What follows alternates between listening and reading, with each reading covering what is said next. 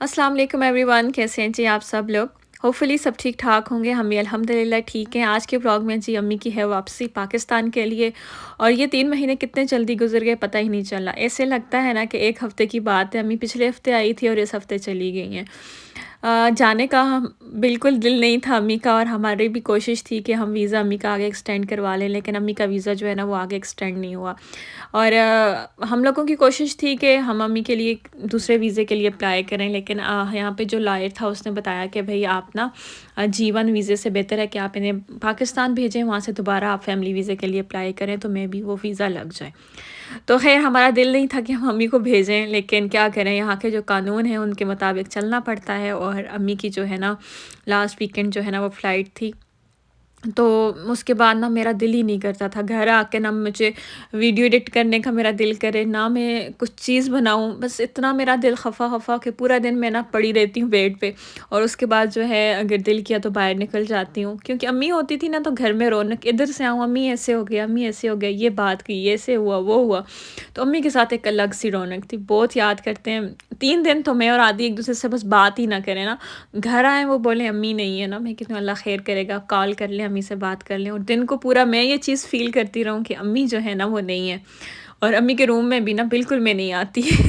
इतनी अम्मी की याद आती है ना, बाज़ दफ़ा तो ऐसे बिल्कुल ही सैड होके बैठ जाती हूँ। मैं कहती हूँ ओहो! अम्मी क्यों गई? अच्छा, काफ़ी सारे लोगों का ये है ना, वो यही समझते हैं कि ये जो मेरी मदर इन लॉ हैं, या ये मेरी फैमिली में से हैं, या फिर जो है ना मेरी अपनी कोई फूफो या खाला है ना। यहाँ पे भी जितनी फैमिली से अम्मी मिली ना, तो सबको यही था कि हम लोग जो हैं आपस में रिलेटिव्स हैं। लेकिन यकीन करें, मेरा अम्मी के साथ उस तरह का ब्लड रिलेशन कोई भी नहीं है, लेकिन इतना मेरी और अम्मी की अटैचमेंट है ना, पाकिस्तान में भी हम लोग से ही मतलब हम लोगों की सास बहू की जोड़ी तो थी ही थी। हम लोग जो है ना माँ बेटी वाली जोड़ी का रोल प्ले करते थे, कहीं भी जाते थे। और बहुत ज़्यादा अटैचमेंट, हाँ, अम्मी मतलब आदी के साथ भी बहुत ज़्यादा करती हैं, लेकिन मेरे साथ भी बहुत ज़्यादा। और यही वजह थी ना कि हमें बहुत ज़्यादा फ़ील हो रहा था। और मेरा भी इस मर्तबा इरादा था कि भई मैं अम्मी को छोड़ने के लिए पाकिस्तान चली जाती हूँ, लेकिन ऐसा हुआ है कि फिर एक फ़ैमिली जा रही थी, तो फिर आदी ने कहा चलें, अब आगे वीज़ा अम्मी का लगा तो फिर आप चली जाइएगा पाकिस्तान से लेने के लिए, तो अभी ये इस फ़ैमिली के साथ ही जो है ना पाकिस्तान चली जाएँ। ख़ैर जी, अम्मी के यहाँ पे हम लोगों ने बोर्डिंग वग़ैरह क्लियर करवाई, और अम्मी जो है ना चली गई थी, और हम लोग यहाँ पे थोड़ा एयरपोर्ट घूम रहे थे। और अच्छा, हमें बार-बार ऐसे फ़ील हो ना कि कोई चीज़ हमसे गुम हो गई है, और ज़हन में ये बात थी कि अम्मी को हम लोग ऊपर छोड़ के आए हुए हैं, बस यहाँ से हम लोग घूम के जाएँगे और अम्मी को वापस लेके घर के लिए निकल जाएँगे। बस ऐसा था कि कोई बहुत ही कीमती चीज़ आज हमसे ना खो गई है, तो वो अम्मी के ही जाने का इस तरह डर सा था वो दिल में बैठा हुआ कि बस अम्मी चली गई हैं। ख़ैर रास्ते में आदी ने गाड़ी में मुझसे कोई बात भी नहीं की, जब भी कोई बात करें तो बोलें अम्मी चली गई हैं ना, तो बस आदी का बहुत टाइम बाद जो है ना अम्मी के साथ इस तरह 3 महीने आराम सुकून के गुज़रे हैं। पाकिस्तान में जब होते थे हम लोग ना, तो जब भी ये छुट्टी आते थे ना, इतनी अफ़रा-तफ़री का आलम होता था, फ़लाना आ गया उसको मिलना है, फ़लाना के यहाँ जाना है जी, दुआ करनी है, फ़लाने की शादी हुई है, फ़लाने के बच्चे हुए हैं, वहाँ जाना है, ये करना है, वो करना है। अपनी फ़ैमिली के लिए टाइम ही नहीं होता ना। जब भी ये बाहर से आते, आधी 3 महीने के लिए आते या 2 के लिए आते ना, तो बस इसी टाइम में ना इधर-उधर में टाइम गुज़र जाता, और अम्मी के साथ और मेरे साथ बिल्कुल टाइम स्पेंड करने का मौका नहीं मिलता था। तो यहाँ पे जब से अम्मी आई थी ना, तो ये था कि रात के टाइम वीकेंड तो हम लोगों का अक्सर अम्मी के साथ बाहर होता था, फिर ज़्यादा सर्दी हो गई तो हम लोग बाहर नहीं जाते थे। तो वैसे अम्मी के साथ काफ़ी टाइम हम लोगों का सुकून का गुज़रा। यहाँ से आगे जो व्लॉग है ना वो नेक्स्ट डे का है। मैं सुबह उठी, उठने के बाद सबसे पहले जितनी भी चीज़ें थी ना घर में ऊपर-नीचे हुई थी वो सँभाली, और सबसे पहले जो है ना अपने बेड की सेटिंग अम्मी वाले रूम में की, क्योंकि अम्मी वाला रूम थोड़ा छोटा है और गर्म भी जल्दी हो जाता है। मेरा रूम जो है ना वो काफ़ी बड़ा है, और घर में अगर बॉयलर चल भी रहा है ना तो उसके ऊपर कोई असर नहीं हो रहा होता, वो कमरा गर्म नहीं होता, और बहुत ज़्यादा शदीद सर्दी होती है उस कमरे में। तो फिर मैंने आदि के साथ मिल के सबसे पहले तो हम लोगों ने रूम की चेंजिंग की, वहाँ का बेड यहाँ पे और यहाँ का वहाँ पे डाला, और उस सेटिंग वगैरह में 1-2 दिन गुजर गए। काफ़ी सारी चीज़ें इधर-उधर करनी थी, क्योंकि सर्दी है इतनी ज़्यादा हीटर, बॉयलर अगर 1 मिनट भी बंद होता है ना, ऐसा लगता है कि हम लोग जैसे बिल्कुल नीले आसमान के नीचे बैठे हुए हैं, और जो बर्फ़ और कोहरा है ना वो हमारे ऊपर ही पड़ रहा है। और यहाँ पे तो आपको पता है कि वो वाली बात ही नहीं है कि अपनी अम्मी को बुला लिया, बहन को बुला लिया, कोई ना कोई हेल्प करने वाला साथ होता है। यहाँ पे जितना काम है वो खुद ही करना पड़ता है। तो यहाँ पे बस सारी सेटिंग वगैरह हो गई थी, फिर मैंने कहा चले मैं अपनी रूटीन पे आ जाऊँ, कुछ व्लॉग वगैरह जो है ना वो अपलोड करूँ। तो यहाँ पे बस मैं अपने लिए नाश्ता बना रही थी। मैंने यहाँ पे वेजिटेबल सारी काट ली थी और यहाँ पे बस अपने लिए नाश्ता बना लूँगी। यहाँ पे जब मैं ऑमलेट का सारा मिक्सचर रेडी किया तो मुझे याद आया कि मैंने तो आटा गूँधा ही नहीं है। पराठा अब किसका बनाऊँगी ऑमलेट के साथ। फिर मुझे याद आया कि मेरे पास रेप पड़े हुए हैं, वो मैं इसके ऊपर रख देती हूँ और ये भी तो रोटी का ही काम करेंगे। तो अगर आप चाहते हैं ना इसको और मज़ेदार बनाना, तो इसके दरमियान में आप चीज़ की फिलिंग भी कर सकते हैं। ये और हेल्दी और मज़ेदार बन सकते हैं। लेकिन अभी मुझे इस टाइम शदीद भूख लगी थी तो मैंने बस सर से उतारने वाली की। अच्छा भला हेवी नाश्ता हो गया। अच्छा, आप अब जब ऑमलेट बनाए ना तो उसमें आपने बंद गोभी का इस्तेमाल लाजमी करना है। हमें यहाँ कोरिया में जो है ना जो भी ऑमलेट बनाया जाता है ना, कोरियन लोग तो वो बंद गोभी उसमें डालते हैं, बहुत मज़े का बनता है। और उसमें सिर्फ काली मिर्च और नमक ऐड करना है और कुटी हुई मिर्च भी आप लोग ऐड कर सकते हैं। मैंने इसमें लहसुन भी डाला था इस ऑमलेट में, तो बड़ा मज़े का जो है ना ये टेस्ट दे रहा था। बाकी थोड़ा सा ऑयल डाल के इसको बिल्कुल पराठे की तरह मैंने जो है ना बना लिया और अच्छा मज़ेदार सा ये जो है ना मेरा नाश्ता बन गया था। कभी कभी जुगाड़ू नाश्ता जो है ना वो भी चल जाता है और कभी कभी बंदा अच्छे से अच्छा नाश्ता भी कर ले ना तो बना ले। मैं तो अक्सर चीज़ें बना बना के थक जाती हूँ, फिर मैं एंड टाइम पे जो है ना वो मेरा खाने का बिल्कुल दिल नहीं कर रहा होता। हाफ़ से हाफ़ जो है ना वो मैं खाती हूँ। अभी ये मैंने बनाया ना तो इसमें से आधा जो है वो मैं खा लूँगी, आधा आधी खा लेंगे, तो दोनों के लिए इनफ है हमारे लिए ये। तो अक्सर खाने में भी ऐसे ही होता है कि जब मैं खाना बनाती हूँ, 1 से 2 चीज़ें बना लेती हूँ ना, तो मैं खाने के टाइम पे कुछ भी नहीं खाती। उसके बाद जाके मुझे भूख लगती है। जब सारी खुशबू घर में से खाने की ख़त्म हो जाती है ना, फिर मेरा दिल करता है कि हाँ जी, मैं अब जाके कुछ खा लूँ। तो किस-किस के साथ ऐसे होता है? जो खाना बनाने वाली बंदियाँ हैं, ज़रा हाज़िर होके बताएँ। खाना बना-बना के जब थक जाता है बंदा, खाने की बारी आती है तो बिल्कुल भी दिल नहीं करता। तो अभी बस मैंने जब नाश्ता वग़ैरह किया और बाकी घर की सारी सफाई की, बर्तन वग़ैरह धोए और अब शाम के खाने की मैं तैयारी कर रही थी। आज ना मैं दाल-चावल बना रही हूँ। अच्छा, इस दाल के साथ जो मूँग मसूर की दाल है ना, उसके साथ मैं ये कोरिया के जो राइस है ना, वो बनाऊँगी।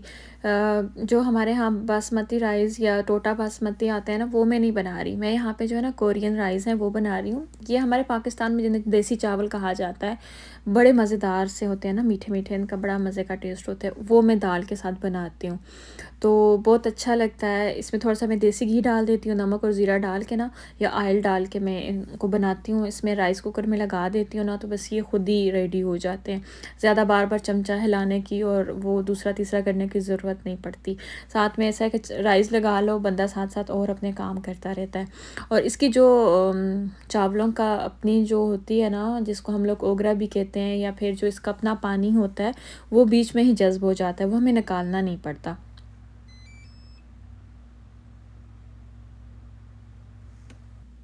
अच्छा, दाल-चावल के साथ एक कचूमर सैलेड हो जाए और साथ में घर का बना हुआ अचार हो, तो फिर उस दाल-चावल का ना एक अलग ही टेस्ट होता है और अलग ही मज़ा होता है।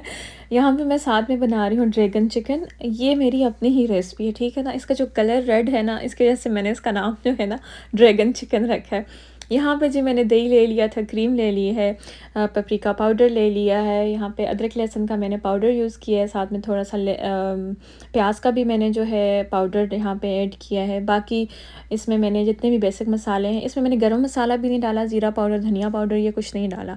बाकी सारी चीज़ें जो है ना, कुटी हुई लाल मिर्च हो गई, काली मिर्च हो गई, नमक हो गया, ये सारी चीज़ें डाली हैं। बाकी और कुछ भी नहीं डाला, जैसे हल्दी वग़ैरह और गरम मसाला, ज़ीरा पाउडर, धनिया पाउडर, वो नहीं डाला। बस ये सारी चीज़ें डाली हैं। डालने के बाद जो है ना, इसमें फूड कलर डाला, ऑरेंज और रेड कलर जो है वो दोनों मैंने मिक्स करके डाला है। अगर आपके पास मस्टर्ड पेस्ट यहाँ पे हो ना, तो आप वो ऐड कर सकते हैं। तो मेरे पास नहीं था, बस मैंने ये इसको सारी चीज़ें और डाल के मिक्स कर ली हैं। अब मैं इसमें डाल दूँगी जी थोड़ा-सा ऑयल और उसके बाद चिकन को कट लगा के ना बहुत अच्छे से इसको मैरिनेट करके रख दूँगी। आधा घंटा, घंटा आप इसको रखें, इसकी मैरिनेशन बहुत अच्छे से हो जाएगी। मसाले जब जज़्ब हो जाएँगे ना, तो इसका टेस्ट जो है ना वो और मज़ेदार हो जाएगा। लास्ट में मैं इसमें जो है ना 2 टेबलस्पून जो है लेमन जूस डाल दूँगी। अगर आपके पास लेमन जूस नहीं है, आप जो है सिरका भी ऐड कर सकते हैं। साथ में मैंने सोया सॉस भी डाला था। अब इसको हम लोगों ने 1 घंटा 2 घंटा जो है, अगर आपके पास टाइम है ना तो आप इसको मैरिनेट कर दें, नहीं तो आप हल्की आंच पे इसको इसी पैन में रख के पकने दें, क्योंकि हमने इसमें थोड़ा-सा ऑयल डाला हुआ है और चिकन अपना पानी भी छोड़ेगा, दही जो है वो भी पानी छोड़ेगा ना, तो ये उसमें अच्छे से कुक हो जाएगा। यहाँ पे दूसरी साइड जी मैं दाल को तड़का लगा रही थी। यहाँ पे मैंने देसी घी का और थोड़ा-सा उसमें ऑयल डाल के जो है ना दाल को तड़का लगाऊँगी। अदरक लहसुन का पेस्ट यहाँ पे ऐड कर लिया है। अच्छा, यहाँ पे ना मैं आपको एक टिप दे दूँ, अगर आप चाहते हैं कि आप दाल बना रहे हैं तो उसमें लहसुन का टेस्ट और खुशबू जो है ना वो सही से आ रही हो ना, तो आपने कलर जो है ना बहुत अच्छे से देना है लहसुन को और अदरक को। कुछ लोग तो ऊपर से भी जो है ना लहसुन का तड़का दे देते हैं दाल को। मैं अक्सर ऐसे बनाती हूँ कि मैं पूरा, जैसे हम हांडी का तड़का तैयार करते हैं ना वैसे ही, और एक आधा टमाटर जो है वो दाल में लाजमी डालती हूँ। आप भी अगर, कुछ लोग तो नहीं डालते दाल में टमाटर, मैंने देखा है मेरी अपनी अम्मी नहीं डालती, मदर इन लॉ नहीं डालती, लेकिन मुझे दाल में जो है ना वो टमाटर बहुत अच्छे लगते हैं। ये नहीं, ज़िंदा टमाटर नहीं अच्छे लगते पेस्ट बना हो ताकि बिल्कुल गायब हो, टेस्ट अच्छा आता है दाल में। और आप चिकन क्यूब यहाँ पे ऐड कर सकते हैं, बॉईल करते हुए भी आप ऐड कर सकते हैं, बाद में भी कर सकते हैं। यहाँ पे मैंने नहीं ऐड किया। वैसे ही जो है ना टेस्ट बहुत अच्छा आता है। लास्ट में आप लोगों ने जो है ना थोड़ा सा गरम मसाला और साथ में काली मिर्च जो है ना वो ताज़ी आपने क्रश करके दाल में डालनी है। अब लास्ट में इसके ऊपर हरी मिर्चें और हरा धनिया डाल के हम लोगों ने इसको थोड़े टाइम के लिए दम पे लगा देना है। दाल जो है वो हमारी रेडी है बिल्कुल। साथ में अब मैं यहाँ पे चिकन को देख रही हूँ, चिकन भी जो है एक साइड से थोड़ा बहुत कुक हो गया है। अब उसका जो पानी है ना वो हमने ढक्कन हटा देना है और ताकि वो ड्राई हो जाए, और चिकन को भी हमने अच्छा सा कलर जो है ना दे देना है। हल्की आंच पे जलाना नहीं है, बिल्कुल हल्की आंच पे हमने इसको कुक करना है, ताकि जो चिकन की बोटियाँ हैं वो भी ना टूटें, और दूसरा ये है कि चिकन को अच्छा सा कलर भी आ जाए। यहाँ पानी बिल्कुल ड्राई हो चुका है और जो ऑयल था ना उसमें ही चिकन को इतना अच्छा सा जो है डार्क ब्राउन सा कलर आ गया, और जो हम लोगों ने फूड कलर ऐड किए थे ना उसकी वजह से इसकी जो लुक है ना वो बहुत ही खूबसूरत आई है। बस यहाँ पे चावल भी रेडी है, सब कुछ रेडी है, और अब दाल चावल जो है ना वो प्रेजेंट करने का टाइम आ गया है। यहाँ पे मैं एक बाउल में जो है वो चावल निकालूंगी, और साथ में जो है घर का बना हुआ अचार, जो लास्ट मैंने अपने एक ब्लॉग में आपको बताया था मैंने डाला था, वो ख़त्म हो गया है ऑलमोस्ट बस अभी थोड़ा सा जो है ना वो रहता है, तो वो यहाँ पे मैं ऐड कर दूँगी। और ये हमारी ज़बरदस्ती जो है ना वो दाल चावल और साथ में जो ड्रैगन चिकन, मेरी अपनी ज़ाती रेसिपी जो मैंने आप लोगों के साथ शेयर की है, ज़रूर आप बनाइएगा दाल चावल के साथ। तो आप जो है ना दुआएं देंगे कि इतनी ज़बरदस्त रेसिपी जो है वो आप ही ने दी है। और इसके साथ जो है वो मैंने कचूमर सैलड बना दिया था। दाल चावल के साथ इस तरह के जो है ना 1-2 डिशेज़ हों, घर का अचार हो, कचूमर सैलड हो और ड्रैगन चिकन हो, तो फिर दाल चावल कौन बदनसीब है वो खाना नहीं पसंद करेगा। किस किस के घर में दाल चावल इस तरीके से बनाई जाती है, कमेंट करके ज़रूर बताइएगा। आज का व्लॉग इतना ही है, इंशाल्लाह नेक्स्ट व्लॉग में मिलती हूँ। अपना ख्याल रखिएगा। अल्लाह हाफ़िज़।